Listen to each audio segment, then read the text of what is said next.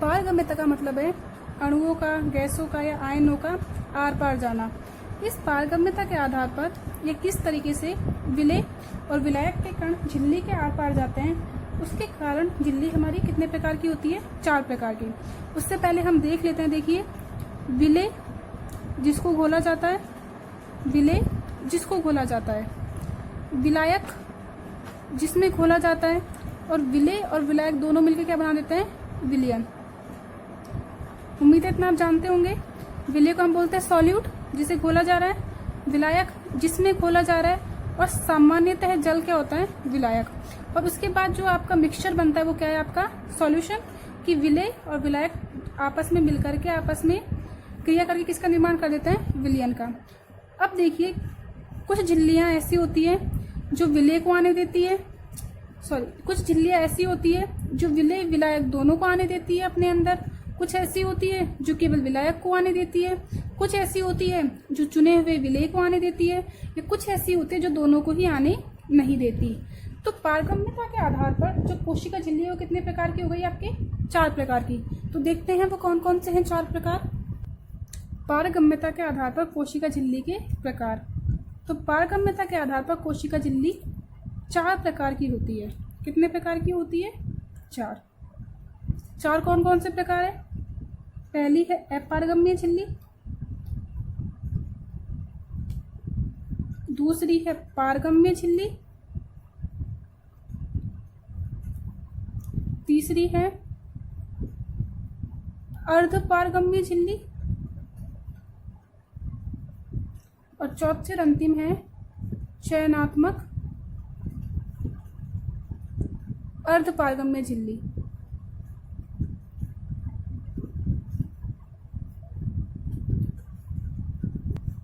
तो पहली हम बात करते हैं अपारगम्य झिल्ली की, जिसे हम बोलते हैं इम्परमिएबल मेम्ब्रेन। क्या बोलेंगे इसे हम? Impermeable membrane.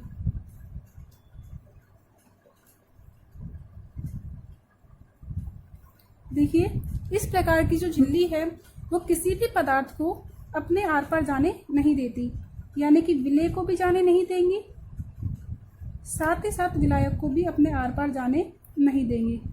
क्लियर है? सपोज कीजिए ये कोई झिल्ली है, ठीक है, इसके बाहर का माध्यम है और ये इसके अंदर का माध्यम है। तो बाहर से अंदर पदार्थों का आवागमन इसकी सहायता से नहीं होता। ऐसी झिल्ली जो विलेय एवं विलायक दोनों के लिए ही कैसी होती है? दोनों ही पदार्थों को झिल्ली के आर पार गमन करने नहीं देती, उसे क्या बोल देते हैं हम? इम्परमिएबल यानी कि अपारगम्य झिल्ली। ना तो विलेय के कण जा पाएंगे और ना ही विलायक यानी कि जल के अणु जा पाएंगे। इस प्रकार के झिल्ली की हम बात करें तो इसका एग्जाम्पल क्या है? कॉर्क। पादपों से जो कॉर्क निर्मित होती है, काक, वो पादपों के ऊपर पाई जाने वाली क्यूटिकल, जिसे हम बोलते हैं उपत्वचा, क्यूटिकल होती है। जो कॉर्क होता है, यह कॉर्क जल के अणुओं को और इसके साथ साथ विलेय के अणुओं को किसी को भी अंदर प्रवेश करने नहीं देता झिल्ली के आर पार। दूसरे प्रकार की झिल्ली की जिसकी हम बात करते हैं वो कौन सी है? पारगम्य झिल्ली, जिसे हम बोलते हैं परमिएबल मेम्ब्रेन। कौन सी झिल्ली है? Permeable membrane. इस प्रकार की झिल्ली विलेय और विलायक मैंने बताया सामान्यतः जल होते हैं, विलेय को भी अपने आर पार जाने देगी, साथ ही साथ विलायक को भी अपने आर पार जाने देती है। ऐसी झिल्ली या ऐसी परत जो विलेय एवं विलायक की पारगम्य झिल्ली। हम बात कर चुके थे कि जो कोशिका भित्ति है, सेल वॉल, कोशिका भित्ति, यह कोशिका भित्ति कैसी है? आपकी पारगम्य झिल्ली है। यह जल को और साथ ही साथ विलेय के अणुओं को जाने में मार्ग प्रदान करती है। तीसरी हम बात करते हैं अर्धपारगम्य झिल्ली, सेमी परमिएबल मेम्ब्रेन। अर्धपारगम्य झिल्ली यानी कि सेमी परमिएबल मेम्ब्रेन। सेमी का मतलब है आधा, कि आधे अणुओं को जाने देगी और आधे को नहीं जाने देगी। कहने का क्या मतलब हुआ? इस प्रकार की झिल्ली विलायक को तो जाने देगी, यानी कि जल के अणुओं को तो जाने देगी, लेकिन जल के साथ जो पदार्थ घुले हुए हैं उन्हें जाने नहीं देती है। ऐसी झिल्ली जो विलायक के लिए अर्थात जल के लिए तो पारगम्य होती है, लेकिन विलेय के लिए पारगम्य नहीं होती, यानी कि अपारगम्य होती है। इस प्रकार की झिल्ली को हम क्या बोलते हैं? अर्धपारगम्य झिल्ली।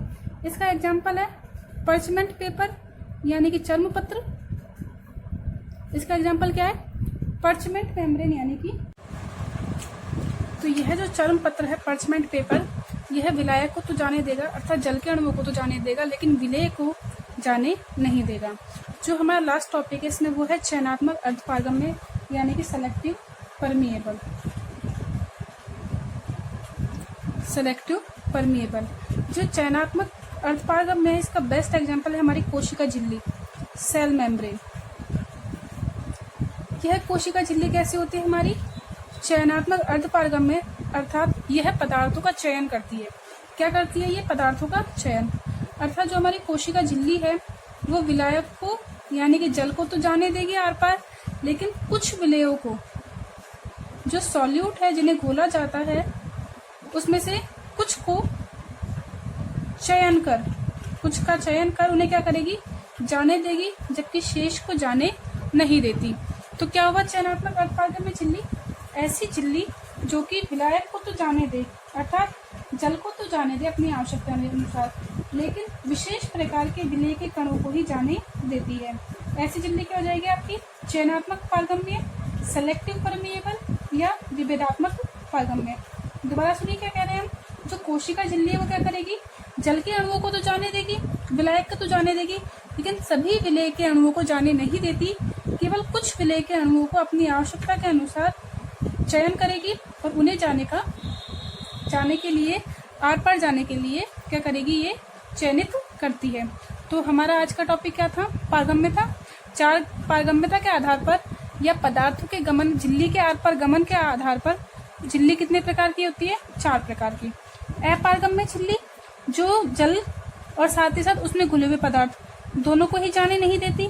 पारगम्य जो जल और उसके दो साथ के घुले हुए पदार्थ दोनों को ही जाने देती है। अर्धपारगम्य जो केवल जल के अणुओं को जाने देती है, जबकि चयनात्मक अर्धपारगम्य जो कि चुने हुए पदार्थों को ही आर पार जाने देती है जल के साथ साथ। क्लियर है? तो नेक्स्ट टॉपिक स्टार्ट करते हैं आज का, परासरण। तो नेक्स्ट टॉपिक जो हम आज स्टार्ट करेंगे वो क्या है? परासरण। इंग्लिश में से बोलते हैं ऑस्मोसिस।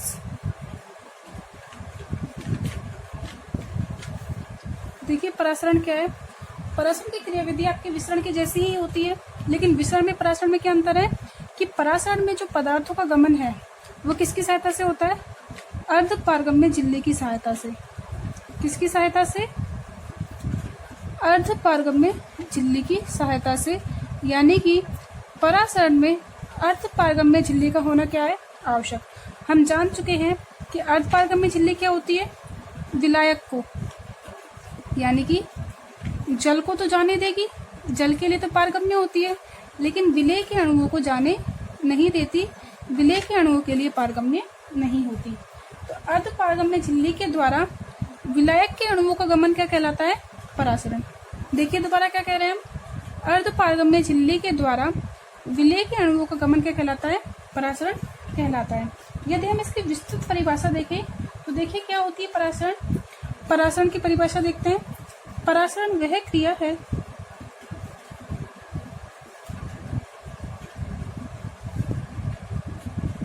जिसमें अर्धपारगम्य झिल्ली की सहायता से, जिसमें अर्धपारगम्य झिल्ली की सहायता से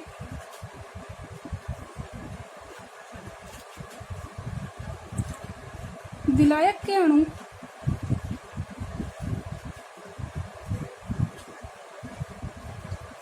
अपनी उच्च सांद्रता से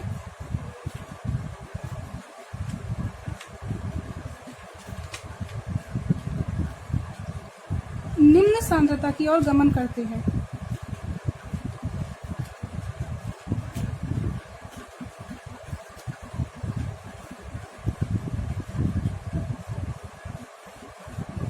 क्या लिखा हमने?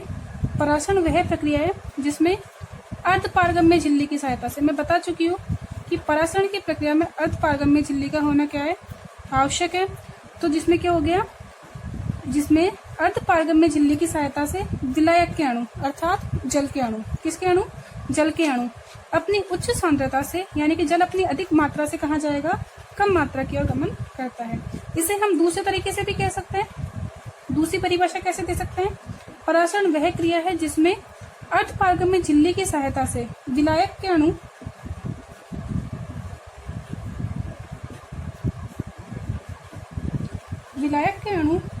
कम सांद्रता वाले विलयन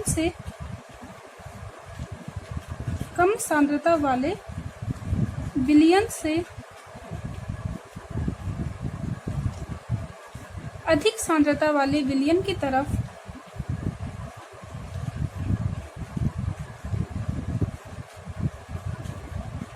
विलयन की ओर गमन करते हैं। क्या करते हैं, गमन करते हैं। देखिए दोनों ही परिभाषा सेम है, बस कहने का अंतर हो गया। देखिए यहाँ पे क्या कह रहा है, जल अपनी उच्च सांद्रता से निम्न सांद्रता की ओर गमन करते हैं। यहाँ पे तो कोई दिक्कत ही नहीं होगी। देखिए हमारे पास क्या है, एक बीकर है, क्लियर है। हमारे पास क्या है, एक बीकर। इस बीकर को हमने क्या करा, इस बीकर के मध्य में हमने क्या लगा दी, अर्धपारगम्य झिल्ली। क्या है ये आपकी अर्धपारगम्य झिल्ली, जिसे मैं शॉर्ट में लिख देती हूँ SPM, सेमी परमिएबल मेम्ब्रेन। क्या लिख दिया इसे, SPM यानी कि सेमी परमिएबल मेम्ब्रेन अर्धपारगम्य झिल्ली। ये मेरे पास एक बीकर था, इस बीकर को मैंने क्या करा, बीच में एक झिल्ली लगा दी और दो भागों में से डिवाइड कर दिया। अब देखिए यहाँ पे भी विलयन है, विलयन प्रथम, यहाँ पे विलयन है फर्स्ट, और यहाँ पे भी विलयन कैसा है, सेकंड। देखिए यहाँ पे जो विलयन है उसमें क्या हुआ, आपने यहाँ पे क्या डाली, चाशनी डाली है। इस चाशनी में क्या है, चीनी, यानी कि विलय की मात्रा तो है कम, चीनी यानी कि विलय की मात्रा है कम, और जो पानी है इसकी मात्रा, जल की मात्रा क्या है, ज्यादा। इसे हम कह सकते हैं जल, यहाँ पे जल की मात्रा क्या है, ज्यादा। जबकि जो दूसरा विलयन है उसमें क्या हुआ, जो चीनी है यानी कि विलय, उसकी मात्रा है ज्यादा, लेकिन जल की मात्रा क्या है, कम। क्लियर हुआ। देखिए एक बीकर था, इस बीकर को अर्धपारगम्य झिल्ली की सहायता से दो कक्षों में बांट दिया। कक्ष का नाम दे दिया A और B। क्लियर है। पहले कक्ष में विलयन 1 है, जिसमें चीनी की मात्रा क्या है, कम, यानी कि विलय की मात्रा क्या है, कम। जहां पे विलय कम है और विलायक ज्यादा है, विलायक क्या है, ज्यादा, ऐसे विलयन को बोलते हैं हम अल्प सांद्रता का विलयन। क्या हो गया आपका, अल्प सांद्रता का विलयन। क्लियर है। जहां पे विलय की मात्रा है ज्यादा, चीनी के ज्यादा, इसका मतलब क्या है, विलय की मात्रा है यहाँ पे ज्यादा, और जल यानी कि विलायक की मात्रा क्या है, कम। इसे क्या बोल देंगे हम, अधिक सांद्रता का विलयन। इसमें क्या है, विलय की सांद्रता अधिक है, तो क्या बोल दे इसे, अति सांद्र वाला विलयन, यानी कि अति सांद्र विलयन है। ये क्या है आपका, अल्प सांद्र वाला विलयन। तो देखिए परिभाषा क्या कह रही है, परासरण वह क्रिया है जिसमें अर्धपारगम्य झिल्ली की सहायता से विलायक के अणु यानी कि जल के अणु अपनी उच्च सांद्रता से निम्न सांद्रता की ओर गमन करते हैं। तो जल की मात्रा कहाँ है, ए वाले बीकर में ज्यादा है, ए वाले भाग में ज्यादा है, कम कहाँ है, बी वाले में। तो जल कहाँ जाएगा आपका, इस डायरेक्शन में जाएगा। क्लियर है। ए से कहाँ जाएगा, जल कहाँ जाएगा, ए से बी की तरफ। ठीक है। दूसरी परिभाषा क्या कह रही है, विलायक के अणु कम सांद्रता वाले विलयन से, ये कौन सा हो गया आपका, कम सांद्रता वाला विलयन।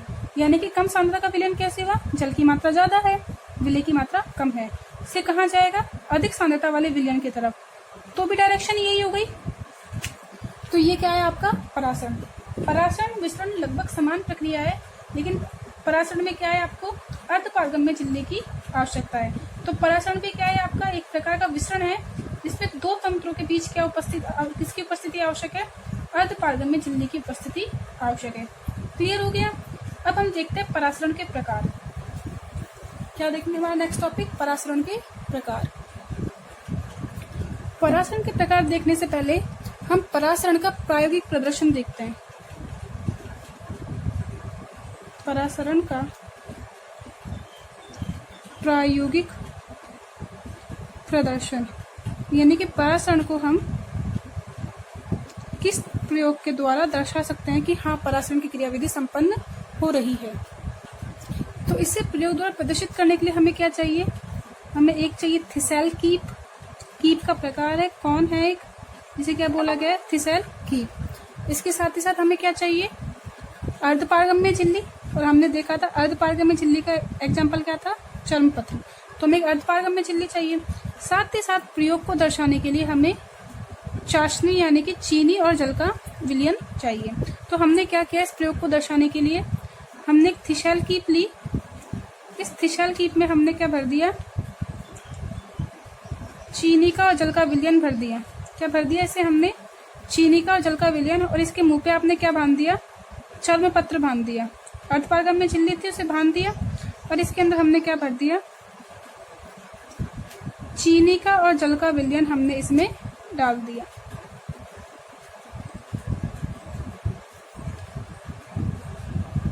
तो हमारे पास थिसेल कीप थी, इसके अंदर हमने क्या डाल दिया, शर्करा का विलयन।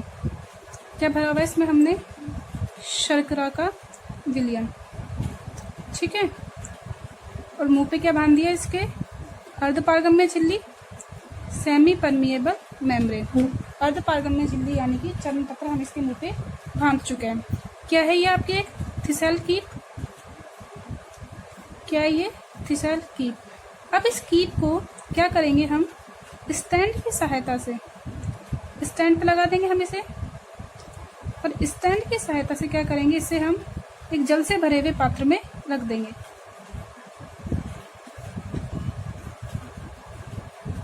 इसे हम किस में रखेंगे, जल से भरे हुए पात्र में।